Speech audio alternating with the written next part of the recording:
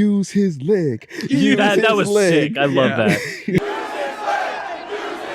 I wanted it to hard cut to him, like his head is backwards on his body, just looking at his fucking ass. Was it good? Marissa, this is all I know how to do. He's in the hospital bed. You guys are my family. All right. Daughter's like, you're such a fucking asshole. He's like, yeah, check this out. Anyway, when's your birthday? I did forget.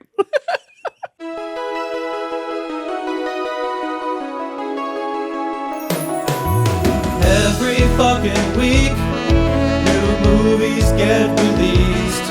How does anyone ever see these? There are too many movies. Welcome to There Are Too Many Movies, family. Hello. This week on There Are Too Many Movies, we're going to be talking about The Wrestler.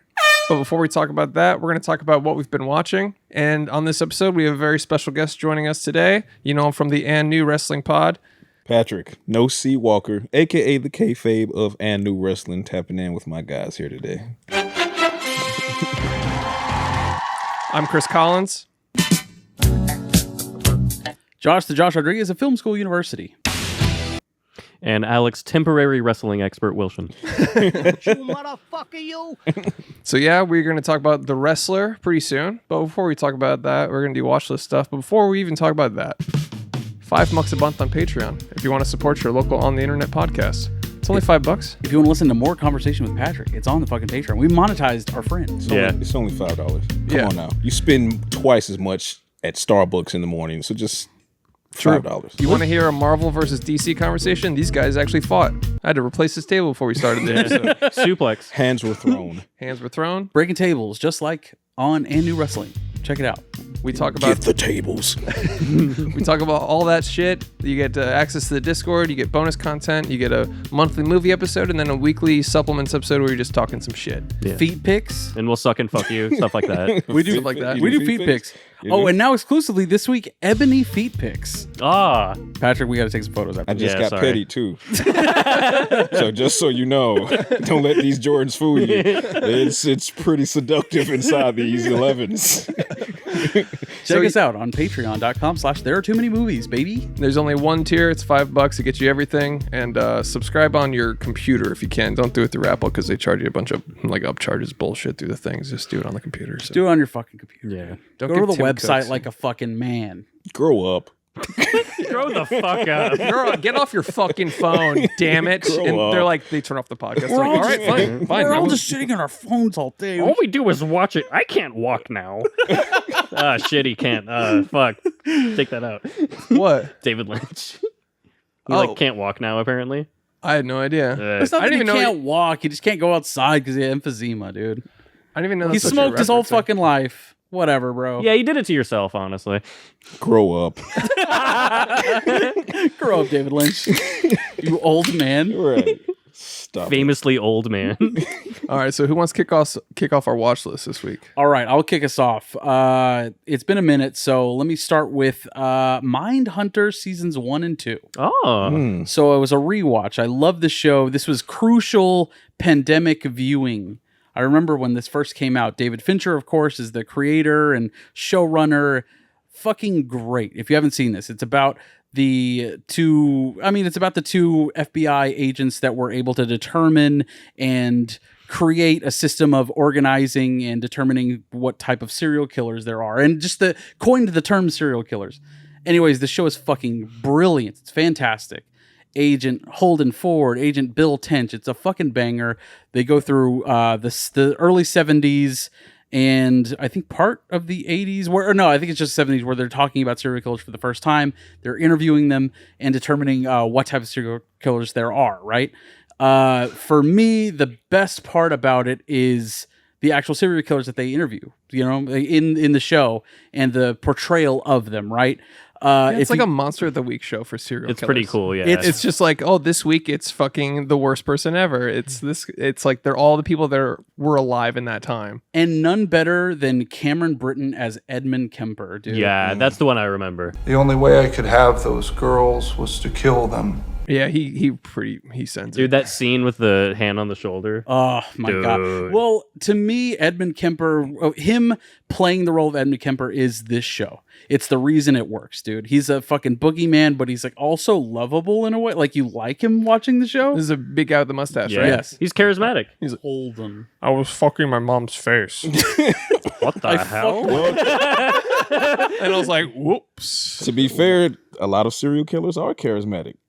This is And very they true. do fuck their mom's faces. Yeah. Riz Kings, if you will. So That's how I would or describe eat it. their mom's faces. It's Yeah. always something with their mom's face. Yeah. Ed Gein, fucking Edmund Kemper. It's There's lots of Eds. yeah. You think about it. If your mom's kind of fucked up, that's what's gonna happen. Anyways, Chris. Shouts to Edmund Kemper. Shouts to Cameron Britton in this role. He's fucking astounding, dude. All of his scenes are great. None better than Yeah, none put that anywhere, man. I know, right? Right, he's got you juicing over there. He's drunk as fuck. He's got Josh wet. That's pure tequila inside there. Yeah. I saw him dump it in there. None better than his performance whenever at the end of season 1 when Holden Ford has a fucking full-on panic attack because Edmund Kemper basically is waiting for the security guards to leave and then starts breaking down like, they'll be gone for about 10 minutes. I could kill you now pretty easily. And he's like doing this whole fucking thing and he stands up really quickly and basically gives him a fucking heart attack. It's cinema. It's fucking great. Seasons 1 and 2, I binged them all in like 3 days. I fucking love that show. And it's been a while and I hate you, David Fincher, for not renewing season 3. God damn it! The teasing for BTK was like driving me to like, I was dying for more. You know what I mean? Yeah. It's also the funniest way someone's ever gotten caught as a serial killer. Yeah. Is like he sends in a thumb drive to the FBI and he's like, you guys can't like reverse engineer this, right? And they're like, no, send us another. You fool. Yeah. You fool. And they figured out the floppy disk came from like a church that he worked at. Yeah. It had like metadata from like the church that he, like all of his shit. Yeah.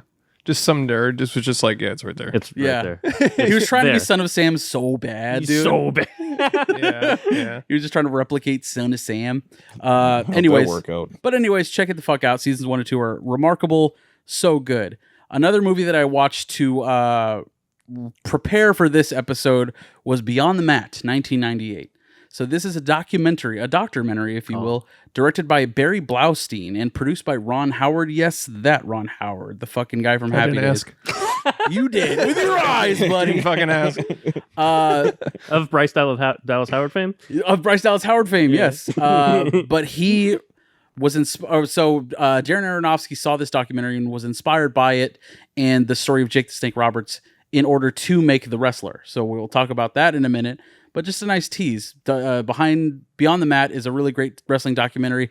It's very real. It profiles really huge wrestlers and really fucking low time wrestlers that are very much like our Randy the Ram in this movie.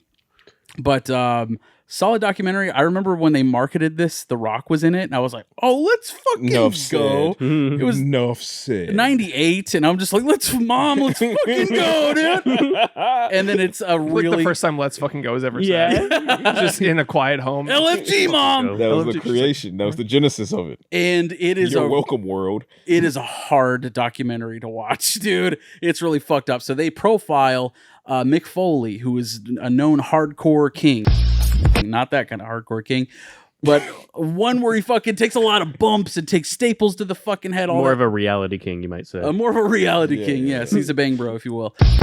And he has his family there during his I Quit match with The Rock. Yes. Mm. Where he notoriously takes 16 chair shots to the fucking head, dude. It's no better time than when you're quitting to do that, I guess. Wait, it's a I Quit match is like your finale?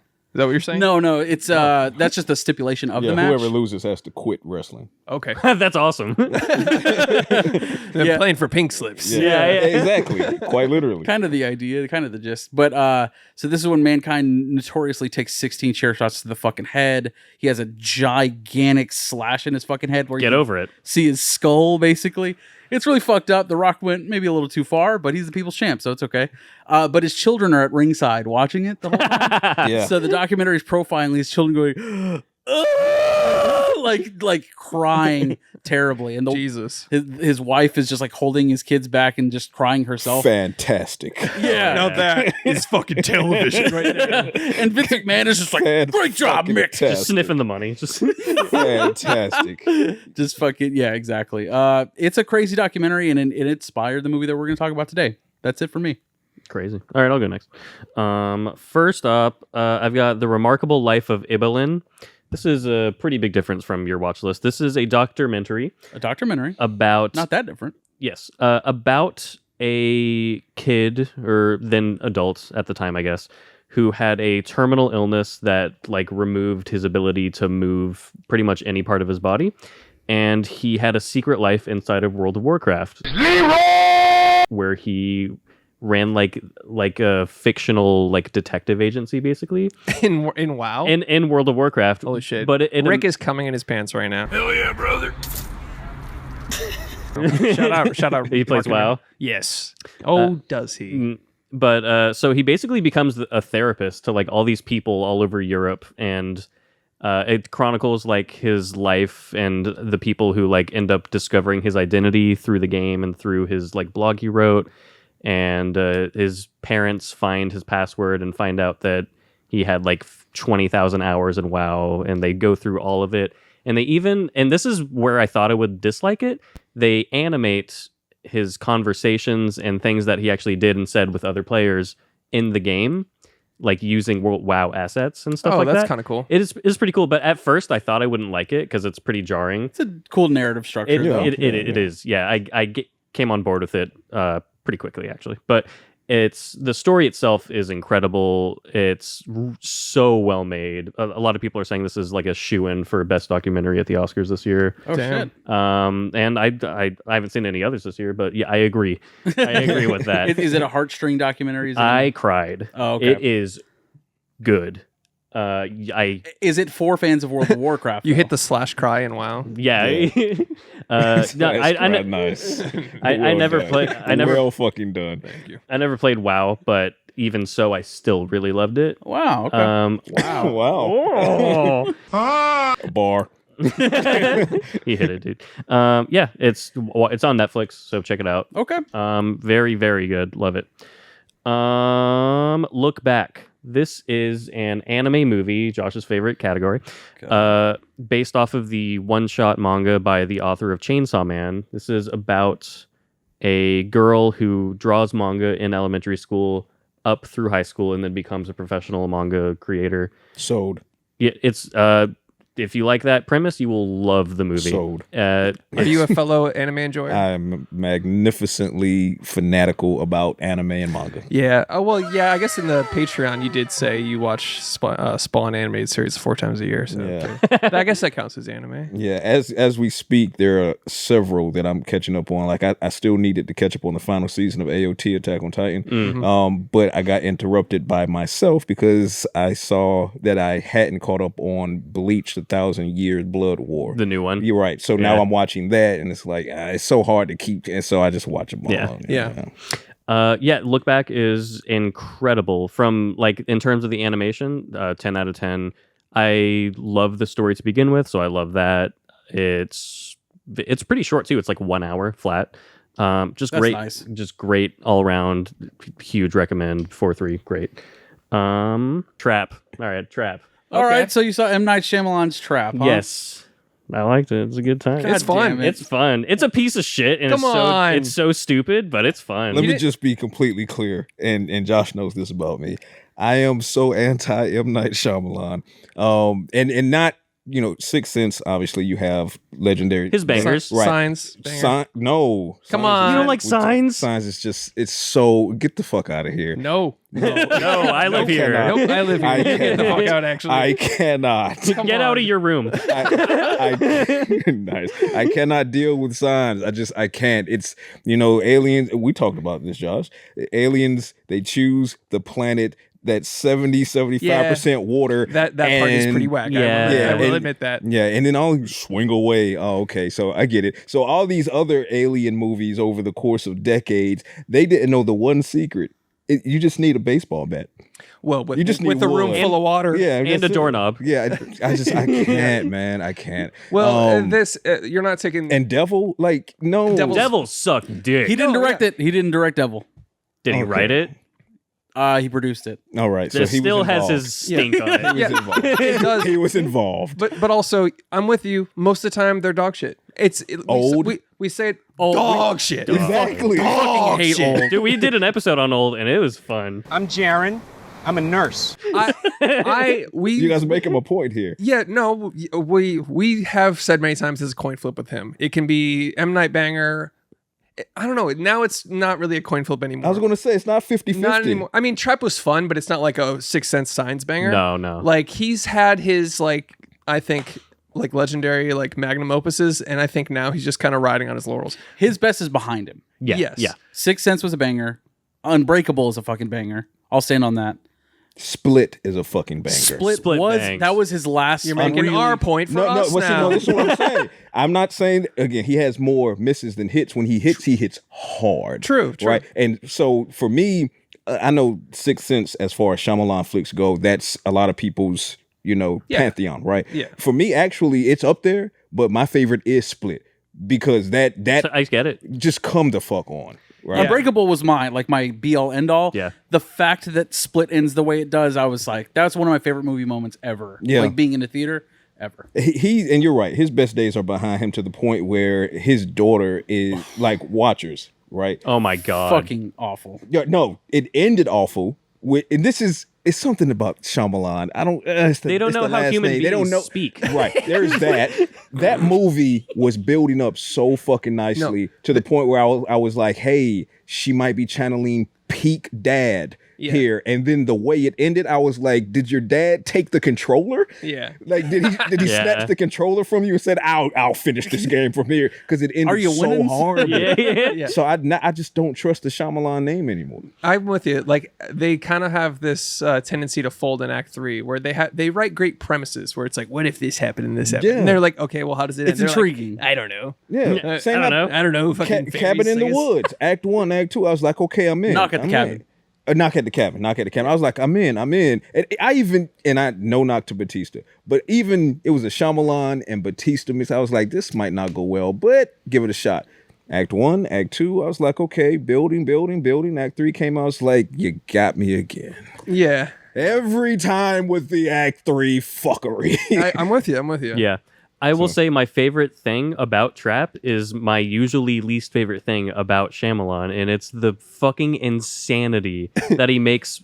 He forces you to pretend that people would act this way. Like, Right. there's a part where a rapper comes out of the floor of the venue, and Josh Hartnett looks inside of like the chamber he came out of, and he goes to his daughter, and he's like, it looks pretty fun in there, doesn't it? And I was like, what the fuck are you talking about? He's trying to get out, dude. He's got a coaster. He's like, what if we went down there? And It's then, Kid Cudi, by the way, too. is it? Yeah, right. Okay. I haven't seen because You saw Trap, right? I didn't see Trap because Oh, it's well, Oh, well, I Shyamalan. recommend it. It's Shyamalan. You reacted like you hated it. No, it's Shyamalan. All right. I don't trust it. I hate it preemptively because it's Shyamalan. I'm with you. Understandable. I'm with you. And Knock at the Cabin was your last one. Like, I'm done here. Well, the last Shyamalan flick I saw was Watchers, which was his daughter. So, Okay. Sure.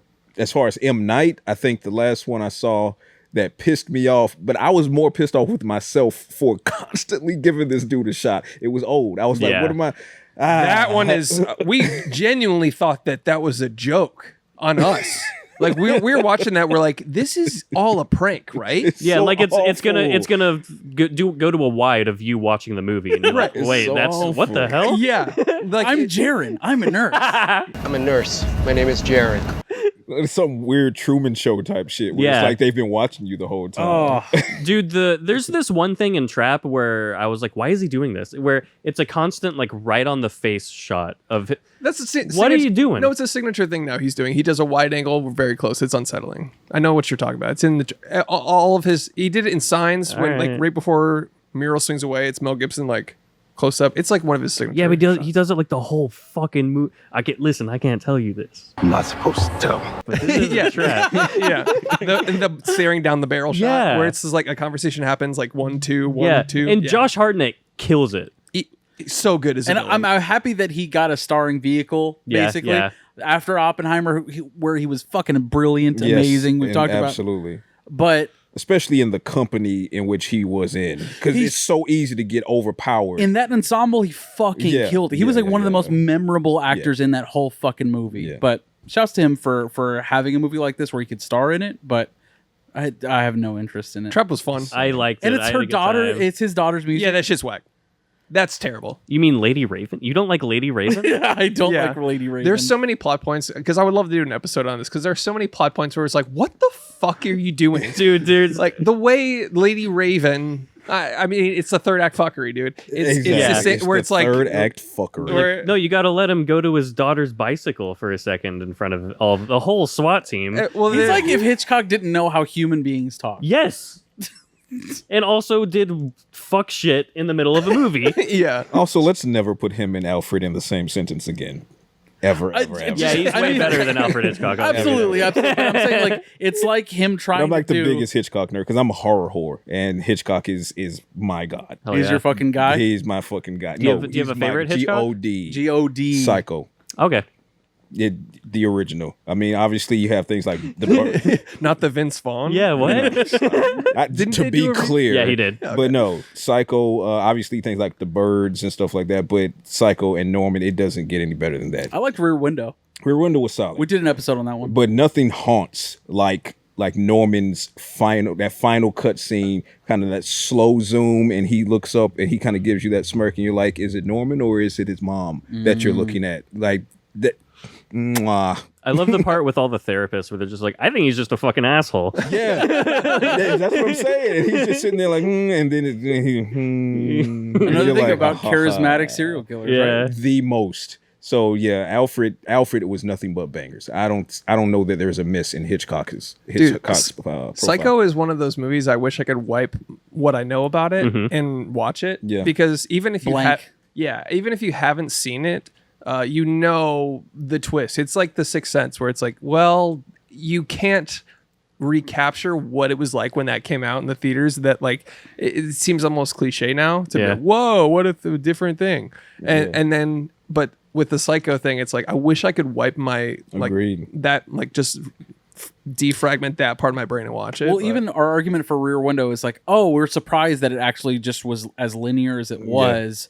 When every movie that is like copied it since has always had a twist to it. Right. It's like, oh, they're not actually seeing what they're seeing across the window, right? So every movie kind of has that, but I guess he was the first to do it, so correct. He was the OG. Yeah. Everybody else is playing off of him. right. That's what I said. In Shyamalan, yeah, no, he couldn't wash Hitchcock's drawers. Not on his best fucking day. Not ever. it's true. Chris, what about your watch list? I watched Heretic.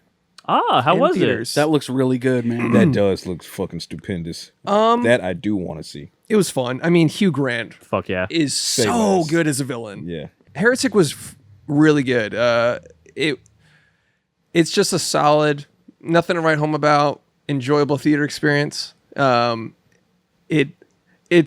so much deeper than like how shallow the trailer is, because the trailer's like, do you believe in God? Door number 1. Do you not? Door number 2. Isn't this a thriller? And it's like Yeah. like that. I was like, it's like just a psycho that You weren't like hyped up for the trailer by any means. Nah, but it was a horror movie in theaters, and I like Hugh Grant, and so I gave it a shot, and it's dude, the dialogue is really fucking good. They're like arguing about theology and the history of religions, like throughout, like because they're like, would you like to hear about Jesus Christ? And he's like, well, come on in. I've actually been studying this my whole life. I've been waiting for this exact moment. Yeah, and then he's like, don't you think that this is and he just like he lays shit out and then basically presents them with like all while being like Charismatic as fuck. nice. Yeah. But Yeah. they're all just sweating beads. It's a good thriller, and it's Blueberry pie candle. yeah.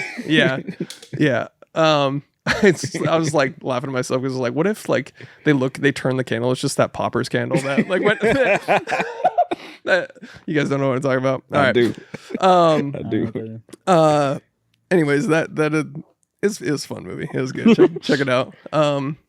It's worth seeing in theaters, I'd say. Solid 3.5. Right down the middle. Hell yeah. Fun time. Next thing I watched, I'll go with Deadpool Wolverine because we got the Marvel boy here. Absolutely. What do you think of Deadpool Wolverine? Fantastic. It's great, right? Absolutely. We had a fucking blast. best It got one a of- lot of hate in our Discord, and I thought it was why. really I don't fun. know why. Best one of the three. Yeah, it was fun. A little long, but aren't they all?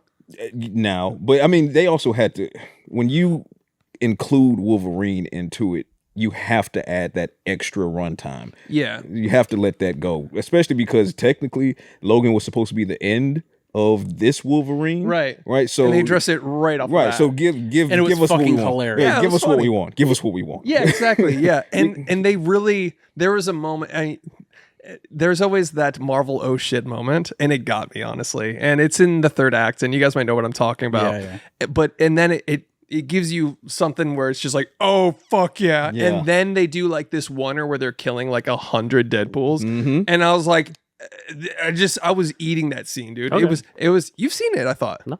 Oh, I thought, Dude, it's you a that saw it? fucking blast. Do it. It's Okay. fun. It's they fun. just added it to Disney Plus. so Do it. And it we'll is add there. on top of all of the entertainment value visually, it is objectively fucking hilarious. Yeah. Ryan Reynolds is something different. His brand of humor is addictive. The thing is, I was a bit exhausted by his like sarcastic brand of humor, but it still got me. But it's also was the pretty way funny. it's also the way Jackman balanced it up, right? Yeah, because he balanced stonewalls it. well, right? Yeah. He's like, yeah. Literally, shut the fuck up. Right, that shut Like, the fuck yeah. up. Like, what the fuck is wrong with you? He's Yeah. literally chugging Jack Daniels and be like, "Will you ever shut the fuck up?" and it's fun. It kind of like it almost that part of Hugh Jackman's character almost is cathartic for you. Yeah. if Yeah. you are kind of sick of Ryan Reynolds. Okay. So it's like that balance is great. It's perfect. Their banter is great. I thought it was fun. What was the part that got you really fucking bad? Was, oh, girl, you crazy. I was in that theater fucking dying. What was that part? It was Holy shit, girl, you crazy. Pool was like, "Oh, girl, you crazy." I died. I absolutely died. Yeah. It's good. It's fun. It's self-aware. It's like Their makes fun. car fight scene, Yeah, that was funny. that shit was so good. Yeah. But yeah, surprisingly, a lot of hate in the Discord. But I think we've created a culture of Marvel hate. That's on me. That is sorry. on you. That is on you. I agree. I'm here as a member, representative of the multiverse, time variance authority, if you will. I'm here to give you another branch to the timeline to delete that bullshit that he was telling you about Marvel. Okay, so let me be your Loki. Yeah. I'll be your Loki. Next week, Josh is gonna have a Marvel hat. He's just gonna be fully Marvel pills. Absolutely. He's like, Yeah. oh no, that was Earth 2. No, exactly my point. He's going to come in with a whole Iron Man Loki mask. shirt. Yeah. Yeah. All right, guys, let's start the show. Good shit. Yeah. Fucking Be Iron Man, then halfway through the show, you're like, I'm actually Dr. Doom. Score. Everyone's happy. Score. I watched Body Double per everyone's recommendations. I've been wanting to watch that. How was that? I didn't like it. Oh, I didn't. Correction. I've not been wanting to watch that. Not anymore. I just didn't vibe with it. I don't know. I thought it was just really the relax, don't do it scene was sick. yeah. Everything else, I was like, what in the fuck is happening with this cucked ass dumbass?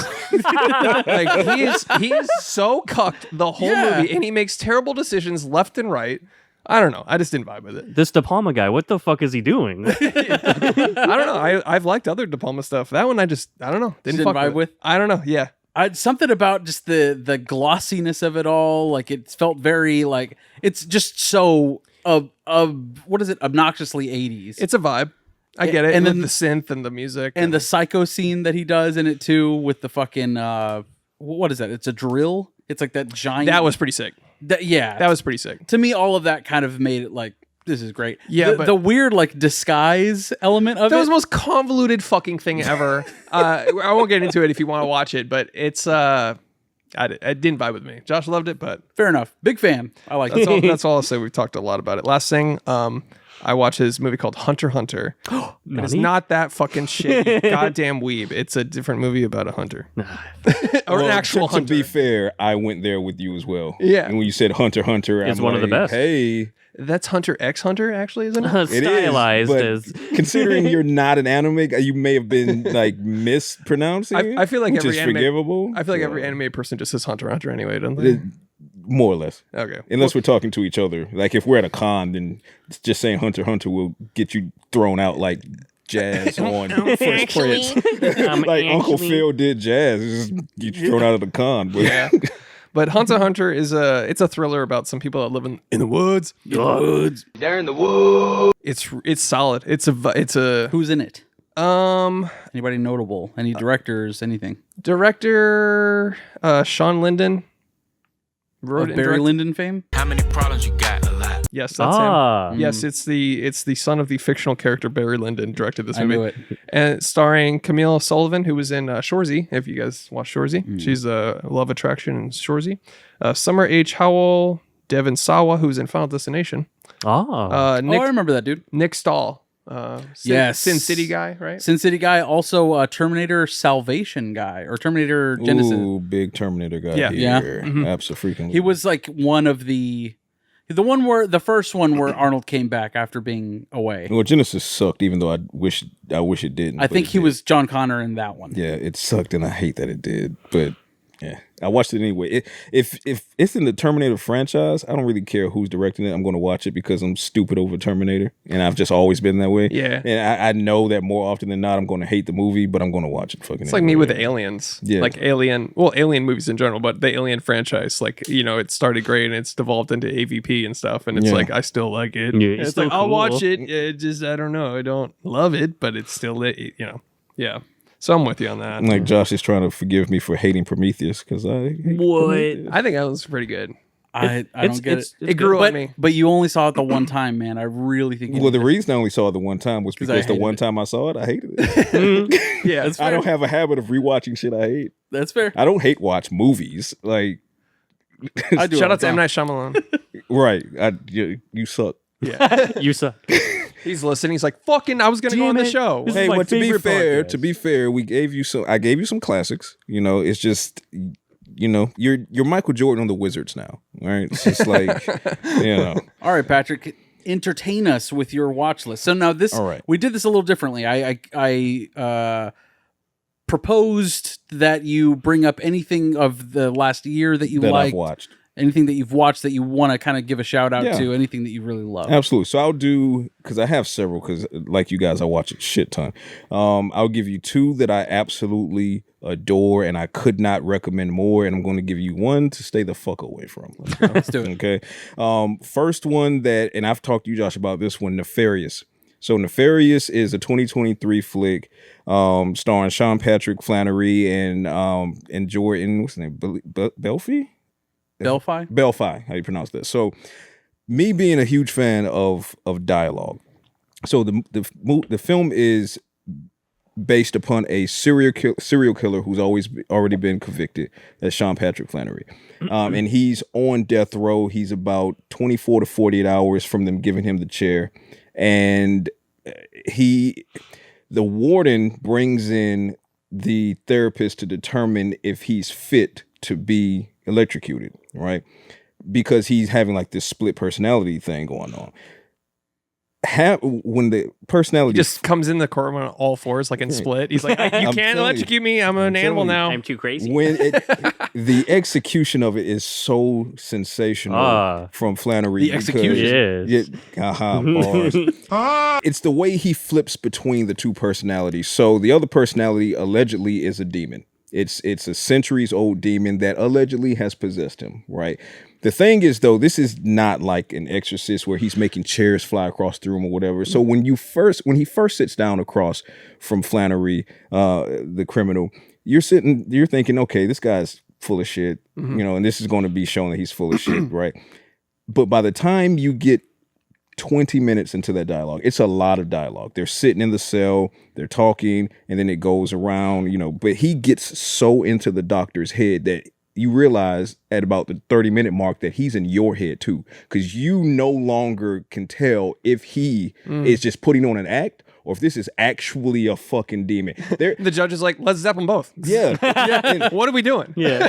and So it's a that's what- demon and the that's- killer? What are we doing? Oh, That's hard exactly, choice. that's exactly what the warden kept saying, because the warden's goal was for the to come in and say he's sane, he's pretending, let's get this fucking execution over with. But the doc, being ethical, he was like, no, I need to do my job. I need to determine if he's actually psychotic. The doctor wasn't trying to determine if the other personality was a demon. He was just trying to determine if there was another personality altogether, right? You're like, well, that one was the guy that did it. And this other guy is actually innocent and a very well-rounded individual. And always the weird argument. So Flannery, the thing is he's trying to convince him, one half of him is trying to convince him that the other half is making this half do things and kill people, right? So the whole thing is like they take their breaks, whatever, and he goes outside because he's getting more and more shaken the longer he talks to this guy, right? And the warden comes out, he's like, are we done yet? Can you just go ahead and do it? Doc is like, no, I can't. I need more time with him, Warden is like, what the fuck? We're on the clock here. Like, we want to get this guy done. Like, seriously, we want to get this guy fucking done. He's like, his hand is literally on the fucking lever. I want to say... I'm getting tired. I want to say 95% of this movie is those two guys sitting at the fucking table talking. I love that. Yeah, I'm in. And by the time you get to the midpoint of the movie, you are completely convinced, without any supernatural things having happened beyond a reasonable doubt. You're like, something is off here, because it's the way he delivers it. And then when he flips back to the other personality, it's childlike. He goes from like this demonic aura with a normal voice. It's not like, it's normal voice, but it's so fucking charismatic and it's so fucking convincing. He's now turning the doctor's mind in on itself. So the doc came in, sat down, and was like, okay, prove to me you're a demon. He's telling him, he's like, prove to me you're a demon. He's like, Booga booga. Right. And the demon, if you believe that that's the demon, whatever, he's like, why would I do that? He's like, because it will save your life. He was like, you think I give a fuck about this body? I don't care about this fucking body. You kill this body, I'm on to the next thing. So check this out. It's that kind of conversation. It's that kind of fucking conversation. And then without spoiling it, one particular thing does happen with a critical timing where it's just like you jump and you're like, oh shit, okay, this guy might not be pretending. Right. What was the name of this? Nefarious. Nefarious. Okay. It is. This sounds fucking Is this awesome. a Shudder original? No, it's on Hulu right now. I don't know. Okay, I don't think it's a Shudder. It's a shitter original. I think originally when I saw it, it was on Prime, but now it's on Hulu. So check this out, Nefarious. I cannot recommend it more. Out of on a 5-star grade, I give it 10 stars. I am not kidding you. If you love supernatural thriller that's not over the top and it uses aura and dialogue to turn your mind in on itself, this is the type of movie for Does you. this have like a big skull as the poster?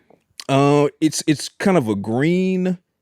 I've seen it before. It's like a green, like reverse image skull sort of situation. Yeah, I think I've vaguely remember that. And honestly, man, like without your description, I would not have checked that out. Okay. Yeah, I wouldn't have checked that out. Yes, it is so fucking That good. sounds fucking and sick. the best thing about this from my end is that, and sometimes I'll scroll for horror movies that I haven't seen before. So because I've seen so many, I want to find a new one, and then I'll find a new one, and I'm like, okay, I'll give this a shot. Either it's going to suck or it's going to be okay. Rarely is it fucking great, right? No, because like if it's great, you would have heard about it. Exactly. I hate that, right? 'Cause Exactly. you're like, I could roll the dice on this random shit, and then you're like, fuck, that was dog shit. Exactly. I didn't see that coming. And then I watched that, and when that one was over, I sat back and was like, holy shit.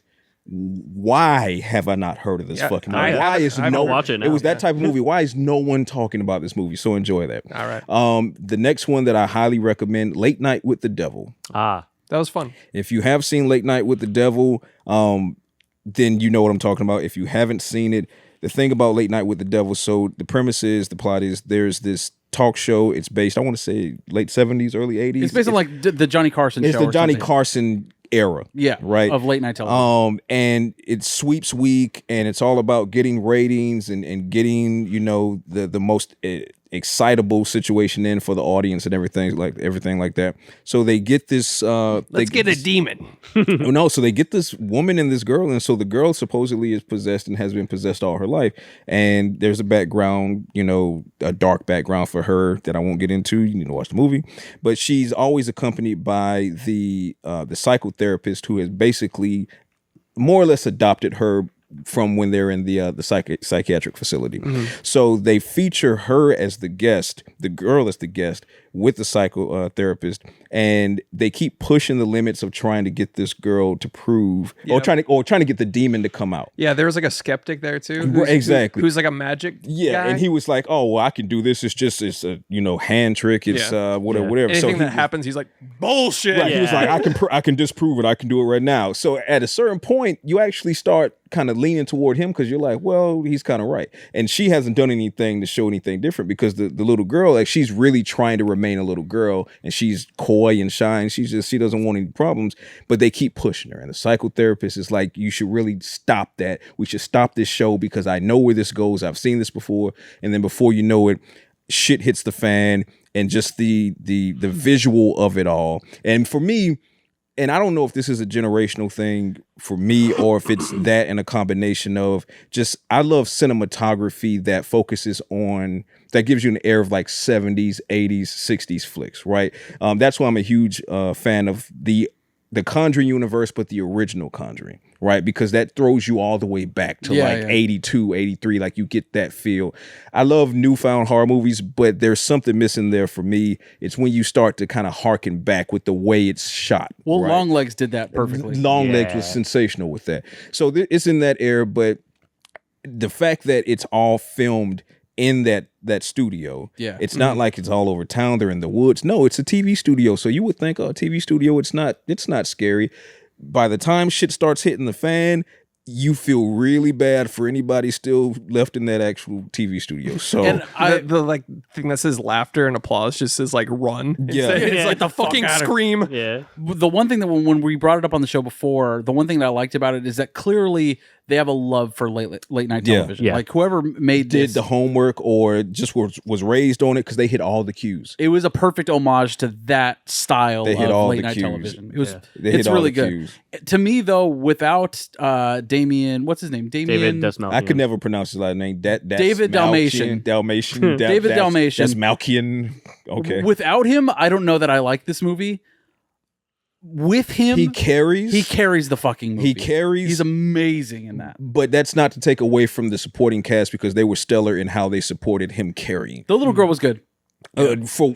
She played it. And her being like his She played it, wife dude. too. I mean, yeah. She great. played it. And then, like I said, when shit hit the fan and the thing happened and when she was in the chair and whatnot, you're like, holy shit. Yeah, that scene was really haunting, but also I saw this whole Twitter thread where somebody went through and found, I mean, it's not really a spoiler. It's a fucking horror movie. There's scary stuff in it. Yeah. You know? Oh no. Hey, what do you mean? Late night with the devil had a devil. There's in the background of frames, there's a lot of Easter eggs. So even before shit's popping off, there's like I saw this already. things in the background, like ghosts and reflections in the mirror and stuff cool. like that. There was a whole thread. I was like, I didn't see. I think I saw that. 90% things of in the this TV in the background. It was. I always That's loved cool. seeing that after the fact. Like, I didn't catch half the shit. It's more fun when you see it. You're like, oh Yeah. And like, did you see that? And they're like, no. And they're like, I don't fuck. It's one of those like Easter eggs you catch. you That's know, really you know. fun. Yeah. There's actually you're gonna hate this because it's Speak No Evil. There's one part in particular that like there's a part in the background where I didn't catch anything, and I was watching with Christina, and she goes,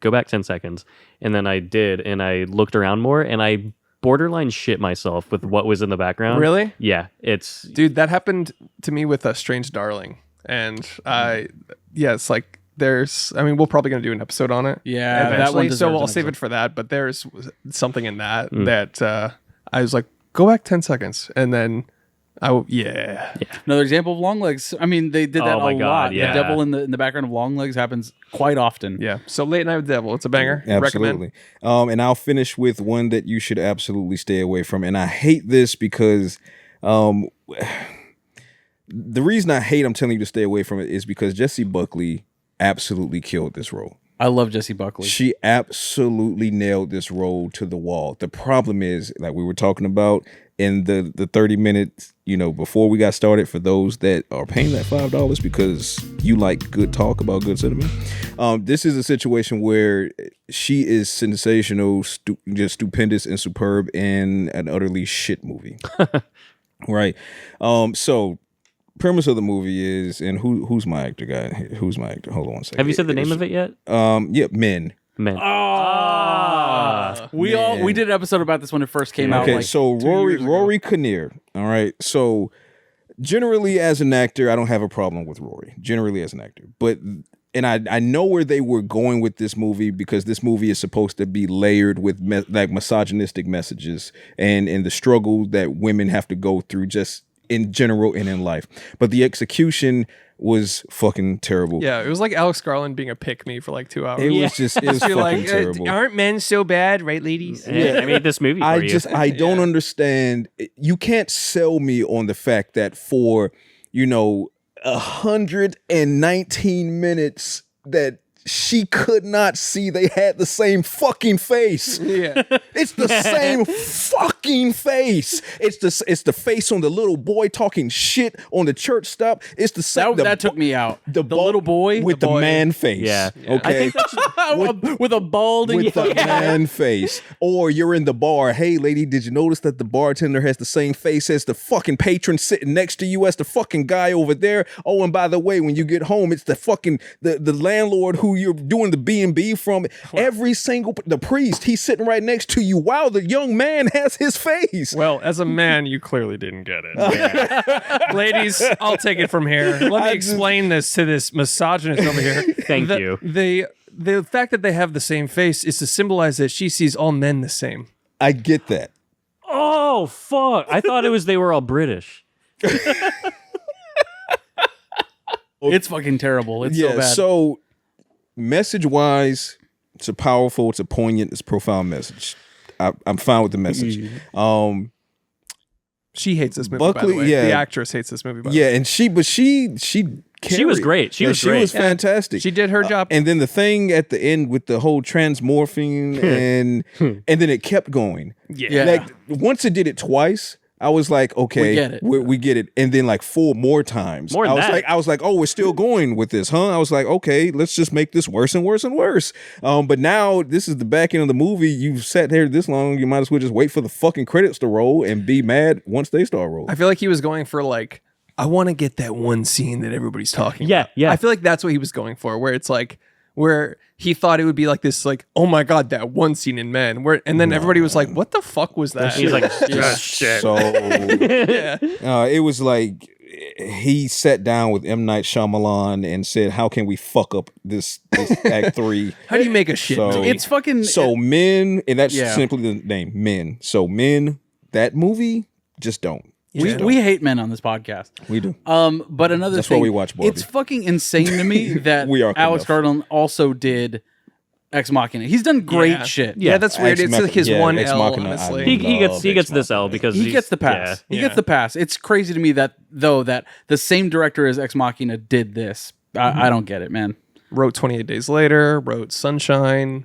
And I Son love of a 28 Hulu Days Later series. because I'm a horror whore, and this is why I gave this a chance because I thought it would, but it didn't. It didn't deliver on any level other than her role, her acting. And She she's did. great in fucking And she everything. was. The first act was very enticing. Yeah. It Yeah. really I was. agree. I yeah. agree. She has this one old lady movie that's out now with her and Olivia Colman that I really want to watch, but it's very targeted to old ladies. But I'm like, It's like 80 for Brady. I'm just like, it just seems so charming. I want to Yeah, watch. I totally know what you I want to mean. watch her and I want to watch this. It's great.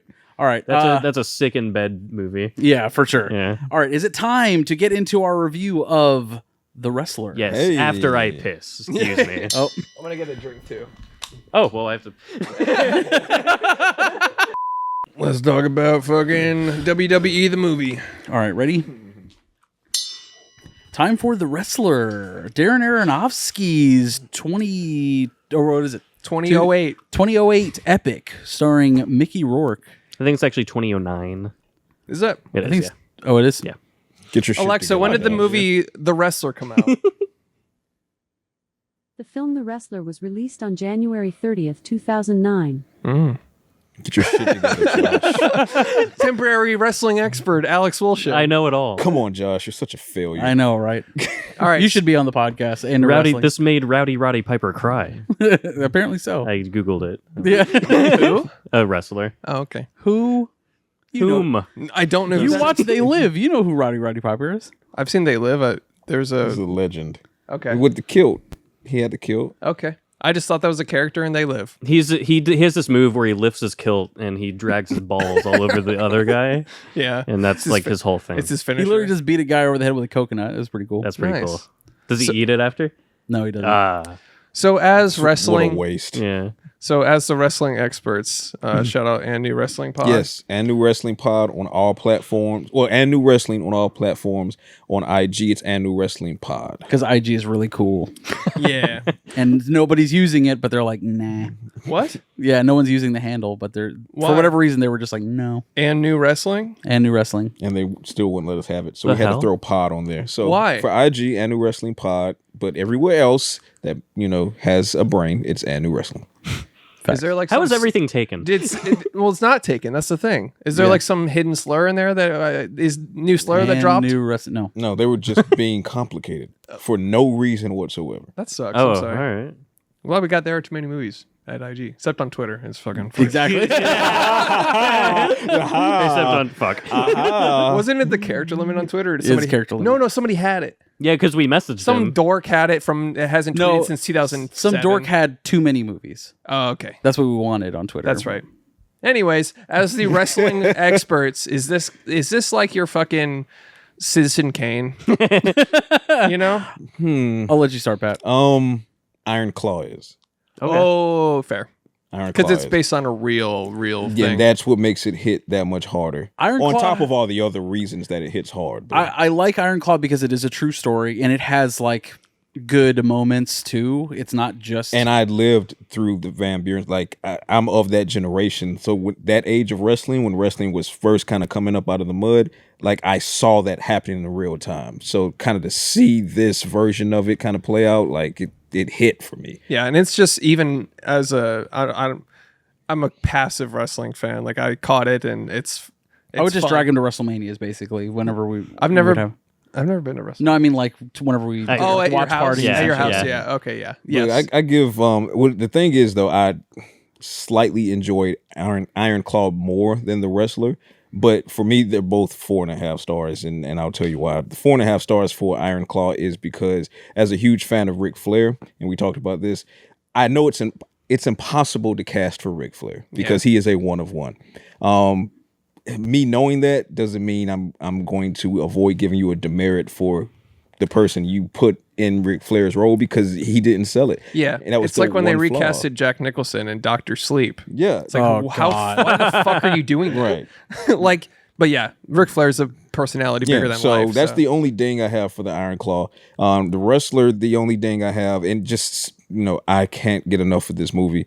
But I don't like, again, as a writer, I don't like plot holes, and I don't like when you speed up a storyline for the sake of runtime. I would have been great if you would have given this 25 more minutes of runtime to flesh out the relationship between him and his daughter, between the Ram and his daughter. Yeah. I feel like they skipped a whole portion because it went from her cursing him out on the sidewalk to the second visit. Now all of a sudden she's open to him and they're going to nostalgic places. And I kept thinking to myself the first time, and again on the rewatch, because I rewatched it last night, I kept thinking during this whole thing, I was anticipating her just randomly flipping out when they were walking like down on the harbor and everything and just saying like, you know what, I can't do this, because I kept saying, well, what work did he put in? Because she laid out everything that he did shitty for her. Basically looked him in the face and said, you don't even know my birthday. And he looked off. You probably don't even know when it is. Like, God damn, you don't know her birthday? It's your fucking daughter. But then the very next visit. probably all those fucking cheers to the Right. face. But the very next I can't remember shit. The very next visit, with no contact in between, he shows up with a shiny green jacket with an S on it. Yeah. And all of a sudden she's like, oh, that's dad. Yeah, Right. you did kind of have to speed run that. So, kind of forget and that it a was little that bit. was If they would have clearly introduced a her runtime. earlier in the movie, though, Or that just probably would've made solved him it. work for it a bit more, right? Because the movie was so fantastic, you could have gotten away with a 2.25 hour runtime on this particular type of film because it was more of a biopic documentary. Like I loved how it was shot. It was a mix of it being, a movie, but a handheld and like the shaky handheld behind him as he goes from the locker room to the matches. and That's everything. fucking Darren Love Aronofsky that. to Yeah, a T. that though. I could not get enough of that. So my only dang for this movie was I wanted them to kind of flesh out and develop the relationship between him and his daughter. spoiled her more. And then of course it exploded in his face, but there's just something missing there. But everything else about this movie is just 5 out of 5 for me. Yeah. And honestly, I am such a slut for Marissa Tomei. Oh my god! And I've always been such a slut for Marissa Tomei. I don't care how old she is. My cousin Vinny, dude. Dude, it's fucking over. That's Real when it hot began. take coming over here for the Marissa Tomei Go hotness. for it. What you Dude, got? she turns my dick into Randy the Ram. Just beat to hell. You know what I'm saying? Dick on the top rope, like Yeah, on the top rope. Fucking punching your dick. Oh my god, she is something else. And for me, it started with My Cousin Vinny. Oh, That's where dude. she got me, and it went from there. So if you pull Marissa out of this and just let me watch her dance naked for 20 straight minutes, I'm like, oh my god, I was damn near throwing money at the TV. But even, I mean, of course, she killed her role, and the way it ended with her finally coming to terms with he was good for her. And making her a person again and not just a stripper. they completed each other. Yeah, it was a powerful moment when she walked out and she paused for a second and she was like, Pam. Kind of like it hit her that I'm bigger than this, I'm more than this, but too little too late, because you kind of shit on him when he was trying to be a good guy, and now all he wants to do is go out on his own terms. Well, and I love the ambiguity at the end, because did he die? Did he not die? Yeah, that's because he was dying. Yeah. But did he die? I mean, the perfect ending is he dies. That's the perfect ending. Right. But they let you interpret that. Yeah. Did you? Okay, this is. Have you read Ashita no Joe, the boxing manga? Yes. Okay, so this to me is that. Ooh, like good to a comp. T. Good comp. Like that is the perfect ending. That's one of the best endings ever for one thing. But Yeah, agreed. that all this movie is missing is that shot of him sitting in the corner. Yeah. And other than that, it's See, I want him to live, because it's one of those things like you're in his corner, like Yes. of Pretty course, much, but like you're following him, and it's goddamn. All of Aronofsky's movies are just fucking bombers, though. God damn it, yeah. Jesus Christ! I watched I'm burnt out on work and I'm kind of down. How about I watch Darren Aronofsky's The Wrestler, and then it's like the hard cut to the first shot of him in like an elementary school, like. Here's $20 for your fucking shit. You're like, Jesus. Like hard cut after that montage of just like the boys are back in bed. Just like it's fucking Mickey Rourke, dude, top of his game, and then hard cut to just like I was like, oh, this fucking, and then it's just locked out of his trailer. It's just like shit after just shit. shit, Dude, his jacket is literally him, dude. Yeah, he just his puffer jacket. Yeah. Well, it's a puffer jacket that's like held together with duct tape. Yeah. Like that, to me, costume design, like they fucking symbolism. so good. they fucking killed that, dude. Yeah. And not only that, but like just the way that they present wrestling in this movie too. Yes. It is perfect in that is what happens to like these old school wrestlers. If you watch Beyond the Mat, clearly Darren Aronofsky did, but it's like these wrestlers are downtrodden motherfuckers that their drug is not only steroids and methamphetamines and all that morphine, but more important than anything is the pop, dude. When you go out those curtains and you hear that fucking chant, you hear that name, the people responding to you, responding to your moves, all of that shit, like that's the real fucking drug. The real drug is love. Yeah. Or just the and pop even if it's because the pop is just a temporary love, right? Yeah, so, right. But it's just like when she finally ran up to him and she was like, "I'm here now," and he looked at her and they were cheering in the background. He was like, "Do you hear that? Do you hear that? That's what fucking matters." You hear them? This is where I belong. And he walked out there, and you could just chills, man. Yeah, that's one of the hardest monologues ever. Just chills. Dude, the part that really gets me is How could you ever walk away? I'm sorry, but how could you ever turn your back on Mercer? he's a fucking idiot. What for a sure. fucking moron. prosecution the is only You had person already that put in the work. You Yes. were right there. you fumbled a bad bitch because you took a few too many chairs Oh to the my head. God, dude. Get it together, She man. was good and juiced up for you, right? fuck. then. Speaking of plot holes, though, the fucking like 17-year-old boys that are like, this fucking old bitch. Dude, what the fuck were they on? Like she looks genuinely like a goddess. She looks She perfect. looks Yeah. 25 max. Yeah. And like She's a 17-year-old was like, "What's up, grandma?" Like, what the fuck are She's you fucking doing? perfect. The tits were perfect. She was just fucking. All right, pump the brakes. All right, we just talked about men. Let's chill out.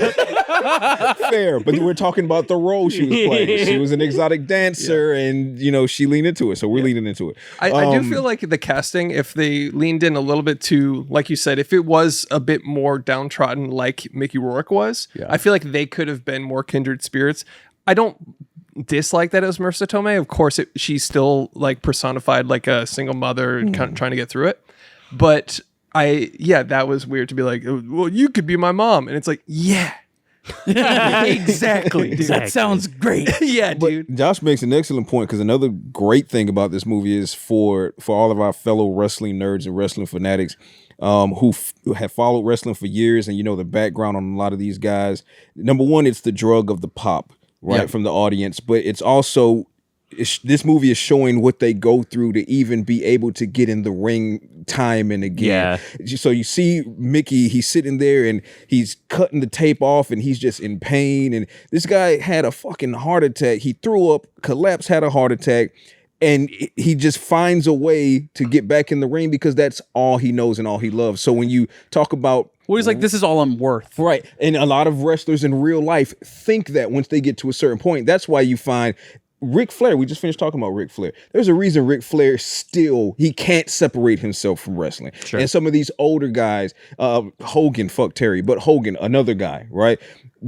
There's a Who claimed that he was offered this role, by the way. Fuck out of here. Fucking idiot. Fuck out of here. Get out of here. You'll never have another wrestling role after No Holds Barred. Shout out to Tiny Zeus Lester, and rest in peace to the great one. But if you ever seen No Holds Barred, it's actually so bad that it's good.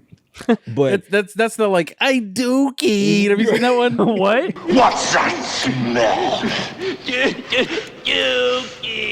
No. It's like Hulk Hogan picks up a dude. Oh shit! Yeah, that's what I'm talking about. Yeah. It's like late '80s, like early '90s flick, and Terry, Tiny Zeus Lester, he has like the painted on eyebrows, and it's just so over the top and so bad that it's so fucking good. Hulk Hogan They picks talk up about it in the Vince McMahon doc. Yeah. Hulk Hogan picks up a dude that's like, or he's like, what's that smell? And the guy's like, dookie.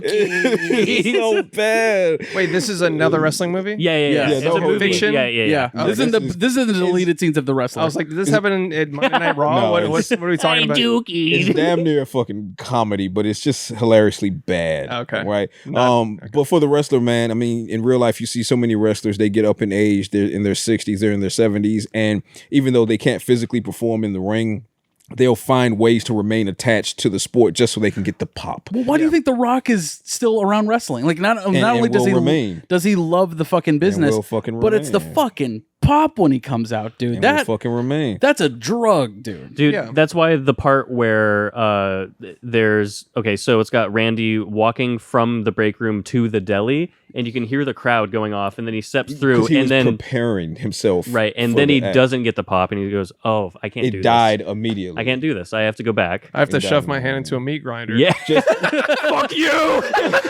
And start kicking Captain Crunch boxes down the aisle. Like, Dude. fuck you, He's like Captain. he's like selling that he's quitting the Yeah, job. yeah. He has an I quit match in the grocery store. Yeah. There's one Fuck dude in the you, back. Toucan Sam. It's like one dude in the back waiting to buy meat. Like, fuck yeah, dude. Hell yeah. And then it's the whole aura of how these guys, they get paid for shit. I mean, they get paid shit, right? Yeah. It's a few bucks, and they just have to keep kind of figuring it out. Like you said, he's locked out of his own trailer. He's sleeping in this fucking van, but he still finds a way to try to be positive. Like when the kids come knocking on the van door, he's not a fucking dick about it. Saying, I can't get in my house. I can't pay my fucking rent. No, he opens turns the door. it on. Yeah, he's playing. It's always turned on the character for him. And it makes you feel so bad that finally things were coming together for him. Yeah. And that's when he started to really embrace being the guy at the deli. He's like, hey, sweetheart. And he's doing tricks with the fucking potato salad Dude, and he's shit like so that. charming in this movie. Coming up.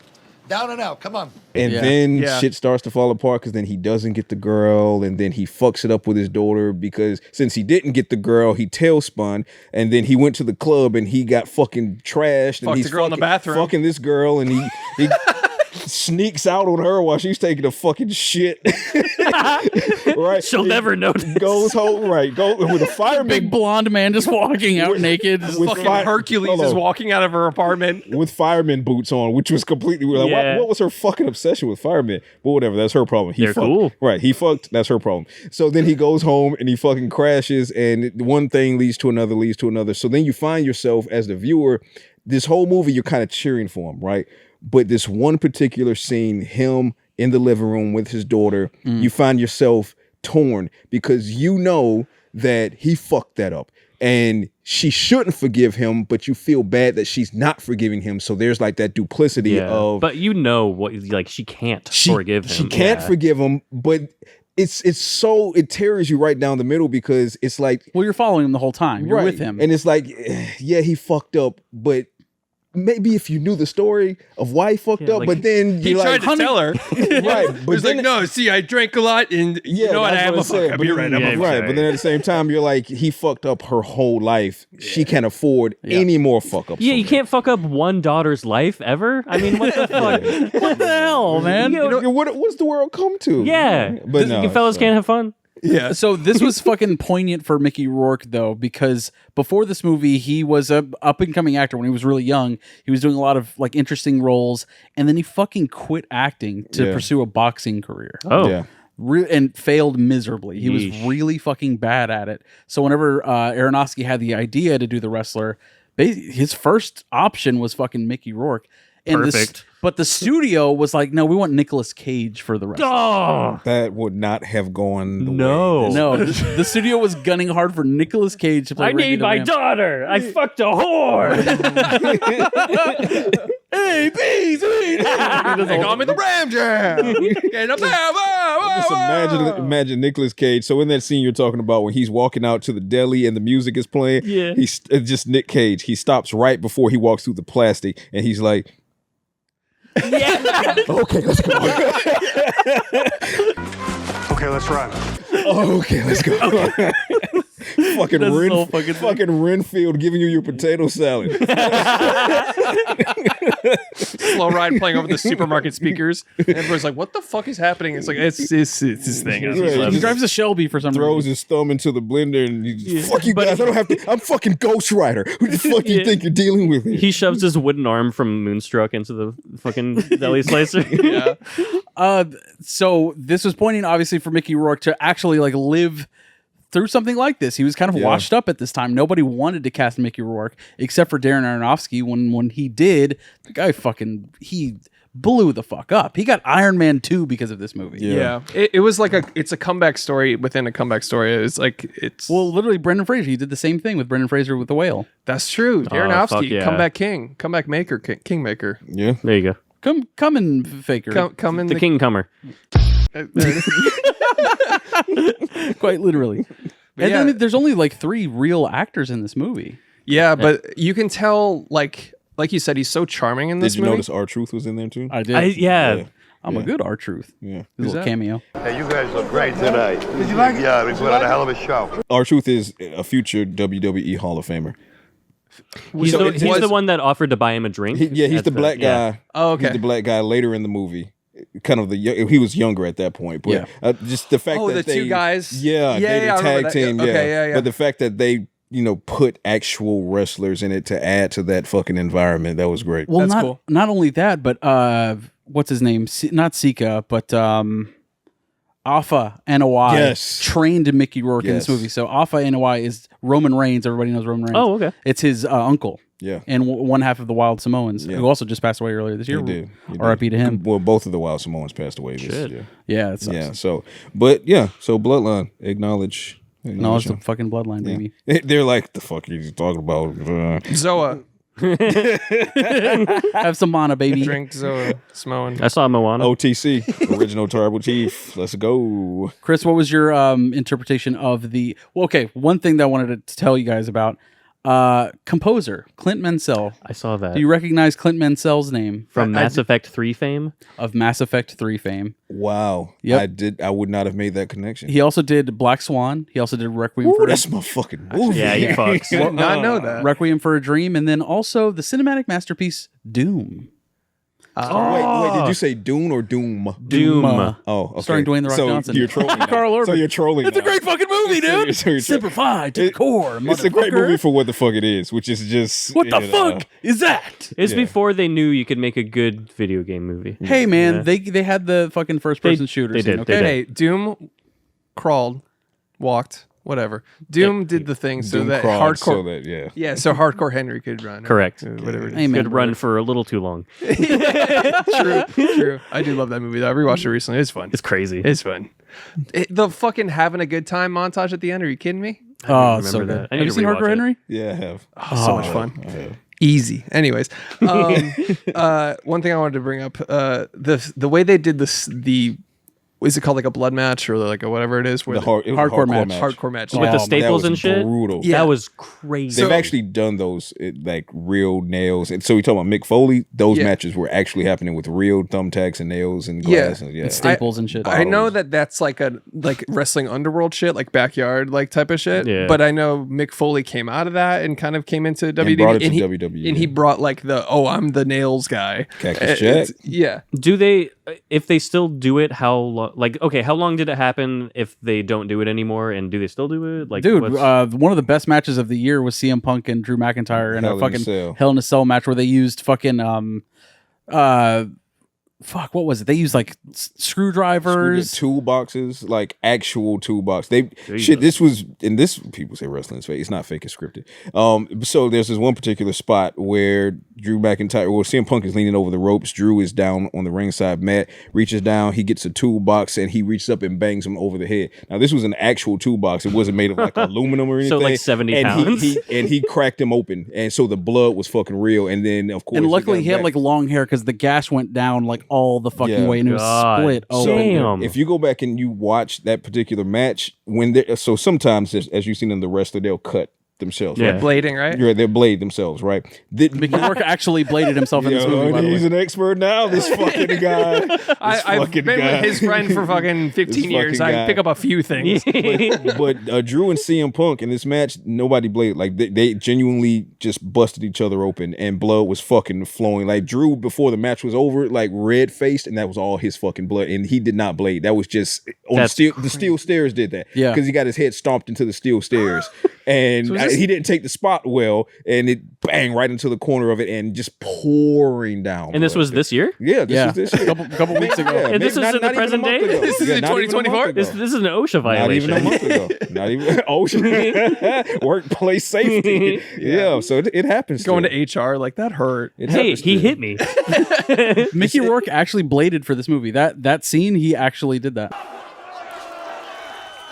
It does look like it. I was watching it like, Yeah, that's fucking commitment. yeah. So wait, I'm sorry, but was this WWE or what was this? Is it? Is CM, I thought CM Punk was done. Is it? No, he's in WWE. He was. So he was. Okay. He was in the rival AEW. Yeah. Because he was out of WWE for about 10 years. He got blackballed because of the infamous pipe bomb.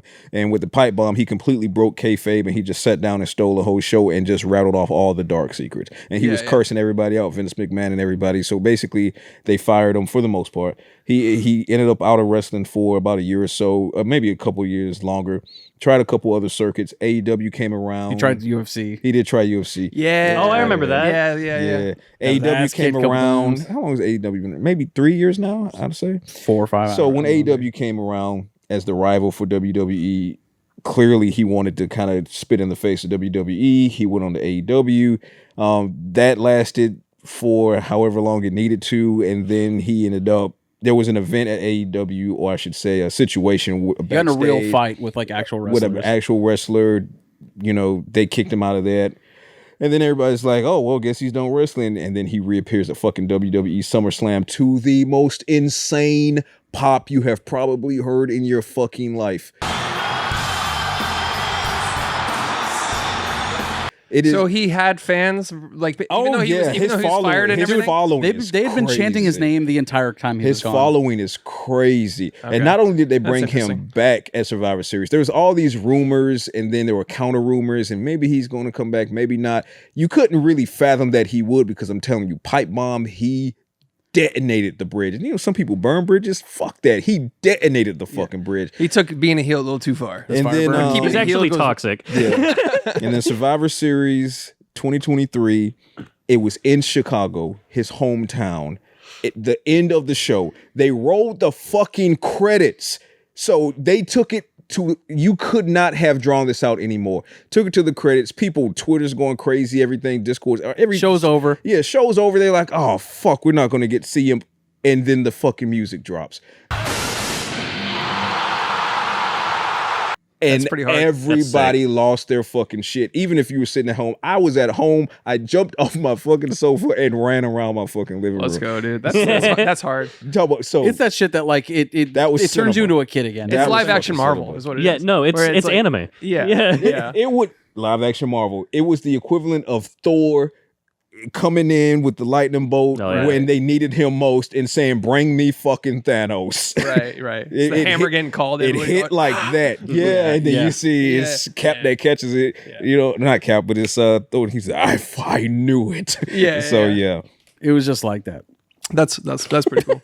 Just like that's bullshit, but I agree. So, anyways, the Hell in a Cell that was this year. Okay. Yeah. So I want to. So this actually happens. So bring it back to the wrestler. He actually bladed for that, but that wasn't even the Hell in a Cell thing. Or, No. sorry, that wasn't even the hardcore match. No. So I was just the way they did the hardcore match was so cool because it was just like, all right, well, my knees hurt, my back hurts. Are you cool with everything else? How about a staple Some gun? staples. Yeah. Don't make me run. Yeah. Where he's just like, he's like, what's your opinion on staples? He's like the store? He's like, no, like the getting gun, a staple like- gun to the face. Like staple gun. Yeah. He was doing this. Like Yeah, staple he's like, gun. no, like my brain don't work so good. It's like, Yeah. And then like Mickey Rourke and his character, which by the way, I think Mickey Rourke is improvising half of this movie. It Is feels what it seems like it. It's so natural, Either though. it's so natural or he's just riffing because he's just, I don't know, so many good like one-offs that I feel like he's riffing. Yeah. But he's just like, let it ride, brother. You know, Yeah, he's just yeah. like, whatever, I'll roll with the punches. And then it just hard cuts to like the end of the match. And Yeah. then Which is crazy. Takes And then- you back through dude, stages of the match. I love how it was going back to certain parts, then back to the treatment, then back to certain parts. Because if you'd watched it unfold just the way it did, Just linear, linearly, it would have been crazy. But the way they did it, like that's just an editing thing. They Perfect could have editing. even shot it linearly. Yeah. They could have just been like, hey, what if we just jump back and forth, like show the aftermath and then just hard cut to him being like, oh fuck, and then back to what caused that. That was like I think one of the most powerful parts of the movie besides all the emotional stuff, of course, the ending, of course. But I laughed really fucking hard because all that shit happened. He took staples, fucking chain, like fucking it was like a ladder wrapped in like It's like barbed wire, yeah. And then they're back in the locker room and he's like, hey, was it cool when I hit you with the table? And the guy was like, yeah, man, I'll be okay. Yeah, I think I'll live, man. You okay with that table hit? I'll live, sir. Use his leg. Use that his was leg. sick. I love that. I wanted it to hard cut to him, like his head is backwards on his body, just looking at his fucking ass. Was it good? Marissa, this is all I know how to do. He's in the hospital bed. Just You guys are my family. All right. daughter's like, you're such a fucking asshole. He's like, yeah, check this out. Anyway, when's your birthday? I did forget. I got you a jacket. It says S. I couldn't make it to your birthday. My head was backwards. I fucking pulled an exorcist in this death match. Yeah, but that was a great scene, though. But yeah, that was a great That was a good scene. It was Guy very fucking powerful. Stapling money to his forehead. And Oh yeah. Oh, you see like the half shit. Yeah, I'm ripped telling you, $5 man, bill. that just was like, just the most Mick Foley shit ever. yeah, Like, people actually fucking do that shit. That shit is crazy. and still, For the pop. yeah, for the fucking pop, put your body through that type of punishment, man. Yeah, it's real. Yeah, it's got to be up there with like football and UFC. This might be third place, right? As far as how fucked up people get. Well, they do it a lot longer. UFC is Yeah, fucked. UFC is just wide open fucked. Like, That's fucked because like That's gaping fucked. yeah. because like they'll fucking like, oh, it's the third round and my skull is inside out. You know what I mean? Yeah. It's like someone will I didn't hear no fucking bell. Dude, yeah, like someone will break their fucking orbital bone and then it's like round 3, baby. Yeah. Dude, I've seen guys like kick to the head, and then the shin wraps. It breaks Anderson Silva. and it wraps I saw around. that, So then yeah. the leg goes noodle, and like the foot comes around and kicks him in his ear. Dude, he hits the Reed Richards. Yeah, it's Mr. fucking Fantastic. I'm telling you, kick him on this side, but then the foot ends up tapping him on this side because it's a noodle shin now. The Anderson Silva special. I'm telling you, Dude. yeah, exactly. UFC is something different. He man. fucking wave dashed IRL and splattered his shins. It's funny though, well, not how funny, but it's wild though that UFC has gone from being banned in so many states to just being normalized. Now it's just like, oh yes, it's UFC, no big deal. Yeah, well, I remember when they would play it on Spike, and it would be like a ninja versus a sumo wrestler. There was like no weight classes. Right. That was when Ken Shamrock was doing his fucking thing. Yeah, now Ken, unlike CM Punk, who didn't have a great run, Ken Shamrock did. He really did cook up a little bit in UFC. He was actually like a good UFC fighter who absolutely was a was. former professional wrestler. He's like Sheamus. And, I mean, and Brock Lesnar Brock was the Lesnar. invert. Brock Lesnar was a good UFC fighter who then became a wrestler. Well, he's a monster. Let's be clear. Like, he is. He's a beast. yeah. Yeah, He fucking suplexed a shark. He's a Have you seen beast. that? He's a beast incarnate. Is what he is. Is what he is. He's a beast incarnate. Have you seen him F5 a shark? In real life? Are you serious? Yeah, man. Are you fucking? It's fucking I believable, haven't right? seen this. It's I haven't seen believable, this. That's the thing. See, this is where the lines get drawn and blurred, and that's what makes wrestling cinema when they can blur the lines. And they do the WWE does a fantastic job nowadays of blurring the line between kayfabe, and if you don't know what kayfabe is, that's basically like sticking to the script, right? And breaking kayfabe, which is more or less like breaking the fourth wall. But nowadays they blend like social media personalities of each wrestler into what you see on the broadcast, and you start wondering like, do they really hate each other? Are they really together? Are they not? So it runs fluidly. Like right now, what Kevin Owens did to Cody Rhodes. That's the coolest example of like wrestlers using social media to like get a storyline across. Because the fucking show ends, and then on Twitter they fucking do like a segment outside where people can like barely see them and like basically record on their phones a fight between two wrestlers that ends up on the internet. And that it was wasn't. that's viral. cool. Like leaked or something? Yes, that wasn't on the show. Yes, So Exactly. there's like the Leaked. scripted narrative, and then like a meta narrative beyond that. yes. It's fucking. sick. And it You was, kinda and it have was to level all, up at and it this was point. all fans on their camera phones. So this was post broadcast, and Cody So they're Rhodes- like, we're gonna start a fight and hope they posted it. Like they will post it. It was strategic because it happened right where all the fans were, because the buses were. But here. you could like barely see them. Right, It wasn't but- like but the an fact obvious like they here you let go. the There's a camera crew. fans- There's lights. They're like, Yeah. they let there's the tape on the fans- grounds. Like Yeah, they let the fans further the storyline. that's crazy. That's awesome. That's And- kind of cool. Yeah, so I love it. It's just getting better and better when it comes to things like that. So Yeah. So yeah, Mickey Rourke kind of did that when he went off to box To for bring like it back. to a bunch of years and then came back. to bring it And back. fucked his whole head up a little bit. Mickey Rourke is just a fucking fantastic wrestler. He looks the part. Yeah. Does Yeah. look the fucking part. Like, he with looks the like- bleach blonde, like when he was bleaching, like he tanning and everything. Like Yeah. that was wrestlers in the 70s and 80s with the bleach blonde and the tan and the steroids and the look. Like he has the fucking look, and it's kind of grimy. Yes. but polished, but grimy. Well, he just Yeah. he just looks the part. It looks polished whenever he has the tights on and he's going out to the ring. But then like the close ups give you the actual griminess of it because he has bruises and shit Yeah. all Yeah. over him. The Hell, fucking right there on the face. Like Yeah. He's like scar the on the human face. version of a condemned building. You know what I mean? quite literally, yes.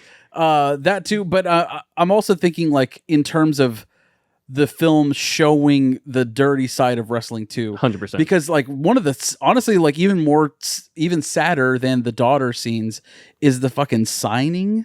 Yeah. Oh my god. Oh, God. Those are brutal. The convention signing, dude. And you see the other wrestlers, like the panning around and then pointing down to there's a guy with a prosthetic leg and then another guy With a colostomy? with the fucking catheter attached. Oh, It's yeah, just that's a right. piss bag on his ankle. Yeah. Jesus Christ, man. And then guys like falling asleep at their table, like, "Oh, Randy, good to see." But like that is directly from Beyond the Mat. There's a scene like that in there. Oh. Yeah, But and like you said, these are the lives a lot of these wrestlers are living. So, and I'm going to bring up Ric Flair again because he's just the archetype for this. And I think this type of flick is kind of based loosely upon what Ric Flair was, because like nowadays, so Charlotte Flair is she's a future Hall of Famer now in the women's division at WWE. But in watching some of the documentaries and some of the background on Charlotte Flair, she basically was very transparent in saying that Rick was this type of father. Like, he was never there. He was always on the road. He admitted it. He got so lost in the nature boy character that he basically just did nothing for his family. He was always money, hoes, and clothes, and limos, and so I'm jet riding, champagne. So he was always that, like, his entire career. But then it took Charlotte, and she was saying this, and it took her years and years and years to finally forgive him, to the point where she had to make the decision that Mickey Rourke's daughter in the movie had to make. Like, either you're going to say fuck you forever, or you're going to give him a chance. And she gave Rick, her dad, a chance, and he actually became like a father figure to her. And then he groomed her to come into WWE, and now, and she climbed the ranks. She's not doing it simply on the fact that her last name is Flair. She started at NXT. Well, she started at the developmental stage, right, in Orlando, and she climbed up through NXT, which is the development brand, and then she got to the bigger stage, and now she's 14-time world champion. And her and her dad, Ric Flair, which is arguably the number one most popular wrestler of all time. They're like neck and neck. So she's right. She's like one title win away from like breaking his record or tying his record. So, but yeah, I say all that to say there are a lot of real life. So there's going to be a Wrestler 2 starring his daughter. But see, that actually would kind of be badass. But certain movies I don't want a sequel to. This movie I don't want a sequel to. No, it's perfect. Yeah, leave it. And that's the problem with Hollywood is so often they'll take a classic and they'll say, "Ooh, we can try to squeeze some more out of this orange," and then you fuck it all up. Yeah, I agree. Like Ant-Man 2 in that way. Like Dr. Sleep. Exactly. There's hey fellas, there's money on the table. We're leaving money on the table. Sleep. Fuck the legacy. Yeah, fuck Jack Nicholson for sure. The ending. Let's talk about the last match. Fucking amazing the way that they build up to it. His life is falling apart, and I think that signing scene had a lot to do with this too, because he's looking at what old age looks like because he's not like an old guy. He's past his prime for sure. It's high mileage. But, exactly. And he's looking around at the wrestlers around, and probably that leads to his decision ultimately to like, I'm going to have this last match whether it kills me or not. Yeah. Because it's like, I need to go out on top. I can't be these guys, right? Yeah. So he goes out there and fucking does his thing. I think it's very clear that he's like having a heart attack during the match. Yeah, that's where you hear the... Yeah, that's the sound indication that his heart is failing, and he just keeps fucking going. But I love the Ayatollah as like the kind of reason behind it all. Yeah, like he's like he's a heel, but he's being compassionate. Pin me, yeah. Pin me right now, dude. I got you. I'll take it home. Yeah. And Randy the Ram is just like, fuck that, and he keeps going harder. And he gives him like the match of his fucking life, dude. He's going so fucking hard in that movie. To me, the wrestling in this movie is better than Iron Claw. Like the actual wrestling, the fucking choreography of it all, to me, especially because Mickey Rourke just looks the fucking part, man. I'm not going to go with you on that, but I respect it. Yeah, I will say I'm not a wrestling expert, but Iron Claw wrestling looked so polished. Yes. Yeah. Does that make any sense? Yes, it Where does. this is like, I mean, it's Aronofsky, so it's fucking grimy and noisy, and probably shot on film. It looked like it. Yeah, it's grainy as fuck. Well, like to me, Iron Claw looks like the television broadcast of wrestling, whereas this kind of gives you a first like a fucking POV. Like a smoke-filled venue. Yes. This is when the stadium lights go off too. It's like when it's like, oh shit, when all the cheers stop and you're just in your locker room with your morphine. But it's like fuck. But that fucking last shot, dude. Yeah, that's when he's coming off the top rope for the finisher, and he jumps over the camera.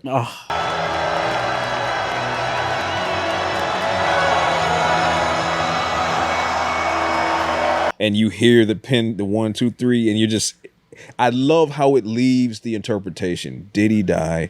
Did he not die? It's for you to decide. Yeah.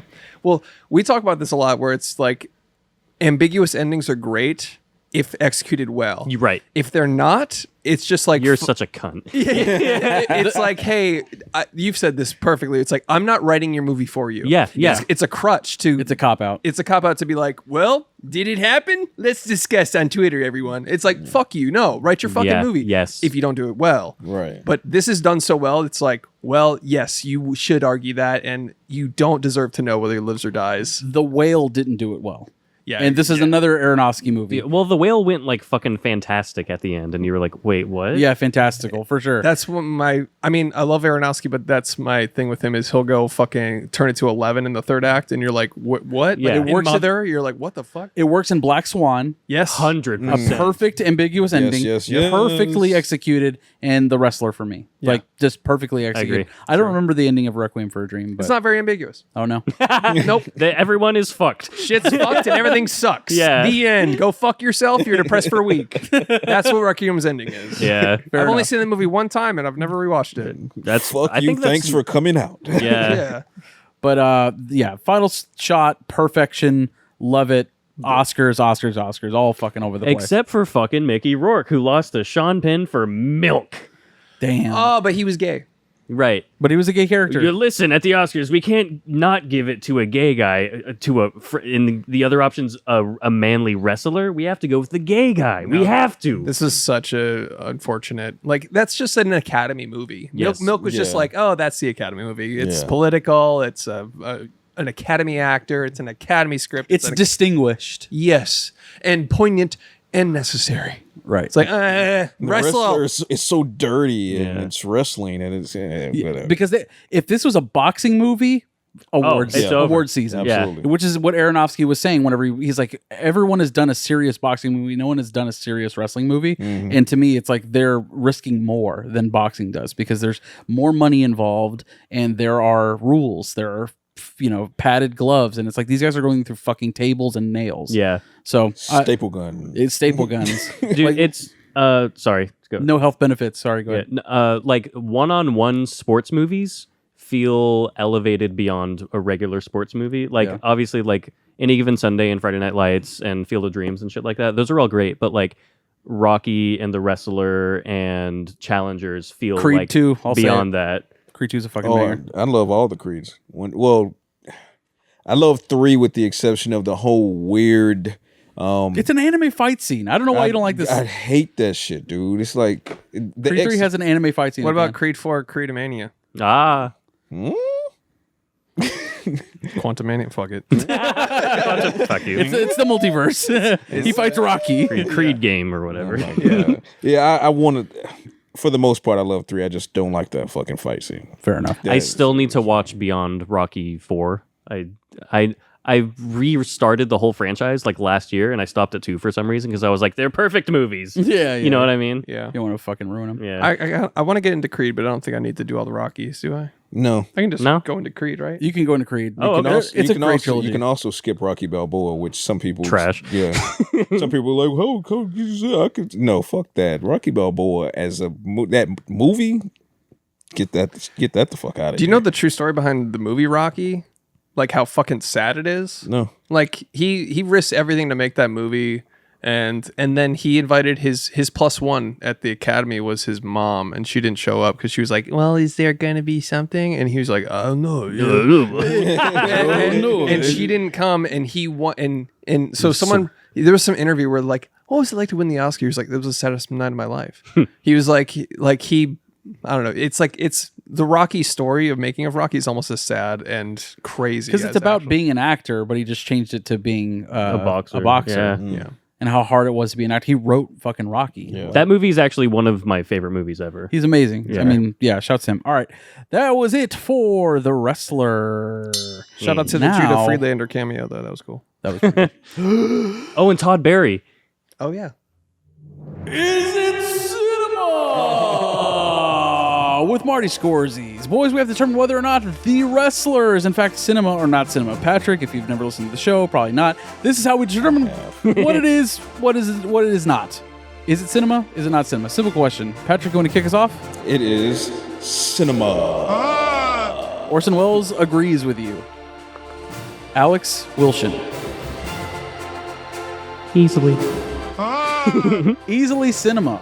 Christopher Charles Topher Collins. It's on some duh shit. Abso-fucking-lutely for me as well. So now we have a fucking 4 cinemas. I don't think we've ever fucking had that. Never before. in the history. So now we have to determine whether or not The Wrestler 2009 is 4-3 for me. That is just simply the best. Is it the fucking be-all, end-all? Is it the top tier? Does it belong in the Criterion Collective Collection? Boys, is it 4-3 for you? We're going to end with Patrick. I'm going to go first. Josh Rodriguez, it's 4-3 for me. Alex? This is 4-3. Christopher? Charles? Again, on some duh shit. Patrick? Don't fuck this up. Absolutely. That's 4 4-3s. Let's fucking go. Fuck yeah, dude. Shout out to Mickey Rourke, dude. Fucking Yeah, carried. you really Absolutely great. All right, so now it's time for Dumb movie title? Dumb Movie Title. This is how we name the episode, right? Just rename this to something stupid and dumb. And we started this because of movies like Bad Teacher, or Crazy Rich Asians, where it's like there's no fucking thought put into this title at all. Oh, I watched Bad Mom's Christmas last week. How was it? It was the biggest piece of shit I've ever seen. Fair enough. All right, I can kick us off. My big Greek wedding. Yeah. It's like that, yeah. It's just, what do we name this movie? It's just what no happens. creativity. Bad Grandpa, Yeah. Dirty Grandpa, or whatever. Yeah. All right, Wrestlepania for me. Nice. That's one. Death Machismo. Good. That's the other one for me. I just have The Wrestler. The Wrestler. All right, fair enough. Okay. I got Bros Cooked and a Top Rope Depression. Top rope. Nice. I like it. Patrick. I got pole position. All right. I like it. All right, boys. That was Dumb Movie Title for The Fucking Wrestler. We did it. Vivian, could you face the camera, please? All right. You want to do the budget? Yeah. Budget for The Wrestler. Let's guess the budget. So, okay. Price is Right. Whoever's closest wins, basically. What was the budget for The Wrestler? Do you want to kick us off? I will go. 20 million. 20 million to make The Solid Wrestler. guess. I like it. 8 million. And I am the economist, so it's arguable I'm the closest. And the temporary wrestling expert, Yes. right? Yes. Chris? He said 8. He said 20. Fuck. 20 is a good guess. Over under.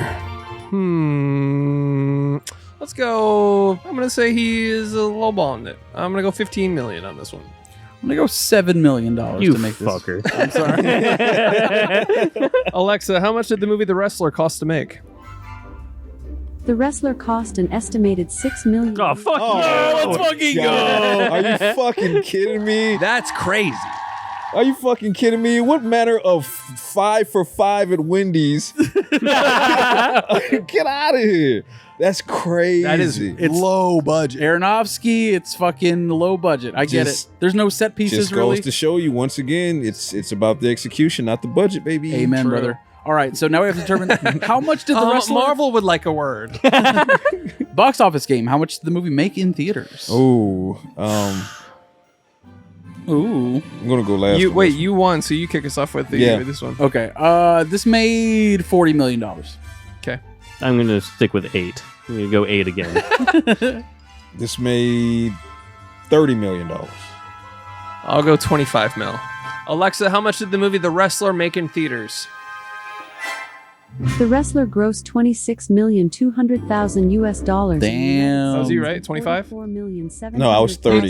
US dollars Yeah. worldwide. You were 26, right? Yeah, no, you were 25. Oh, you're 25. Yeah, so it's you. Who the fuck am I? Who the fuck said that? Hell yeah. Congrats to Chris. W. All right, so now we got to do an actor game. I don't know a lot of Mickey Rourke movies, though, to be fair. I know another one. I know another one. I know one more. Let's do wrestling Are you fighting. want me to tell you? Wrestling fighting movie. Wrestling fighting movies. I was gonna say, Sin City. Oh, Dude, yes. it took me so long to unhear that voice when it started. Marv. Yeah. Like when it started, I was like, oh, that's a Sin City. Did he do that before or after? Before.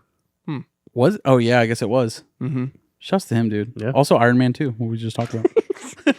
Also the whip guy. Dodged that Iron Man 3 bullet, did he? Oh, yeah, he fucking did.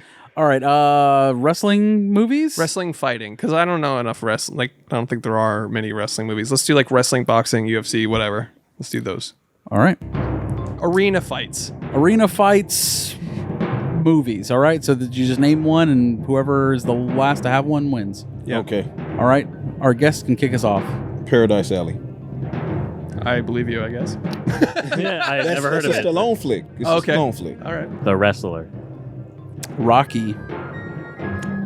Creed? It's not the same franchise. Oh, by the way, we don't do sequels, so it's not going to be like Star Wars 1, Star Wars 2, Star Wars 3. Okay. Just, yeah, Creed.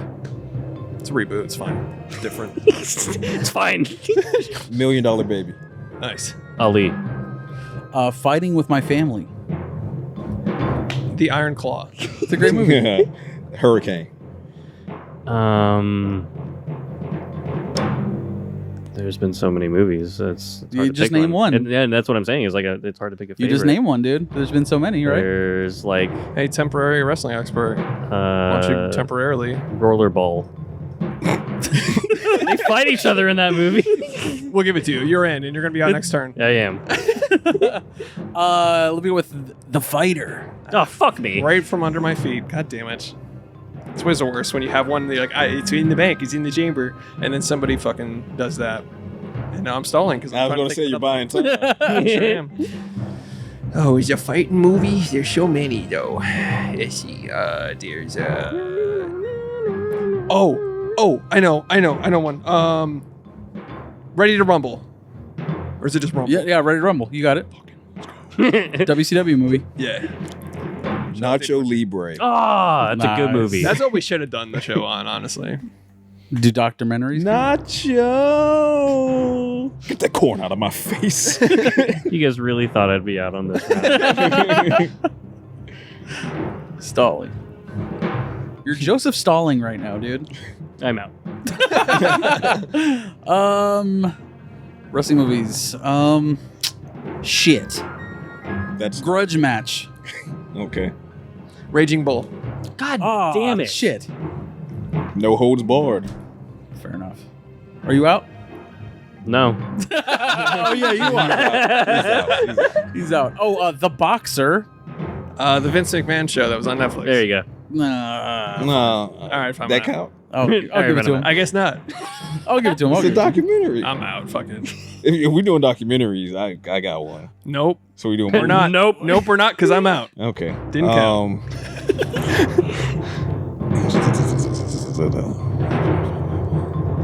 Give me. Give me fuel, give me fire, give me. Ooh. Wasn't that a drop on our show for a while? Yeah. It was. I think I still got it somewhere. Right next to a big anime fart. I think it's ass. called Queens of Wrestling. I think it's a French wrestling flick. Shit. All right. Could be making that up. No, I'm absolutely not. I think it's- Alexa. is it Queens of Wrestling? If I'm not mistaken, Alexa, is he a liar? it's a French wrestling movie about women wrestlers. And I'm pretty sure it's like Queens of. The Getting Stone Age. something close. You're close. Is it Queens though? The queen of something.